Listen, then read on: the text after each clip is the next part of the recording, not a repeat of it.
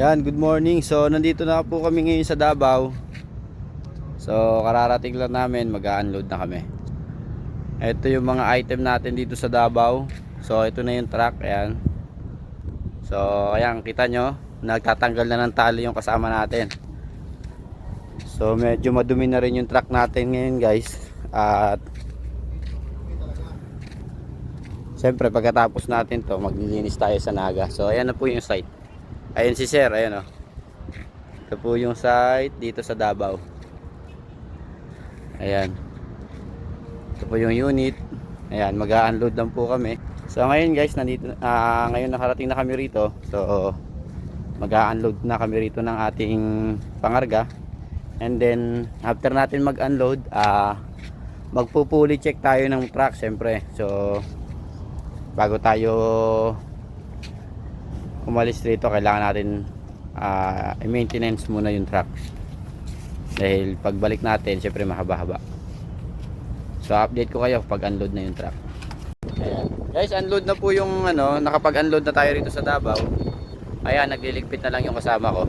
So salamat sa partner natin na truck dito. Salamat dito kay Jackson. Ligtas tayo nakarating dito sa delivery site. Ayun yung mga item na binaba natin. So ayan. So habang nagpapalipas tayo dito ng oras, matulog muna tayo. Bago matulog, syempre, bili muna tayo ng makakain sa palengke para makapagluto. Ayan, successful po ang delivery. Thank you sa partner kong si Jackson.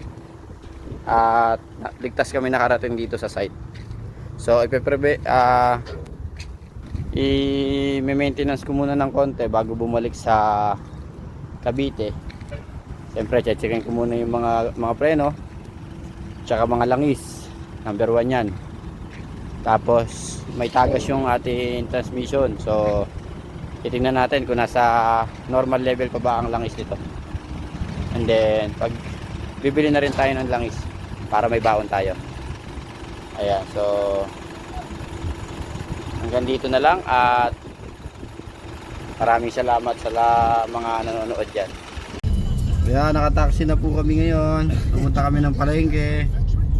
Yung kasama namin nagbababa. Muna yung pinakadaong merkado dito sa Davao ya, bangkiruhan. Ayan o, taxi driver. Okay, pangutaan na ako mga tricycle driver dito na Ayan, ako. Merkado man, bangkiro na yan.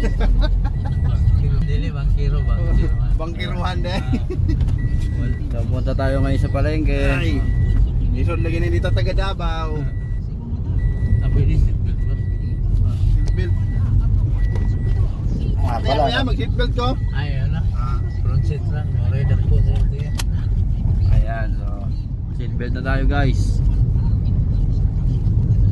Saan ba palengke rito? Ang layo pa. Yung painante natin oh.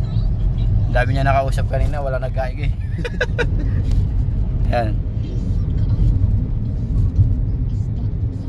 Malit lamig pa sa lubong niya ba? Pa uli Cavite. Tracking may nag-ulog. Dura 5 na sa kuhan. Postal. Ayan.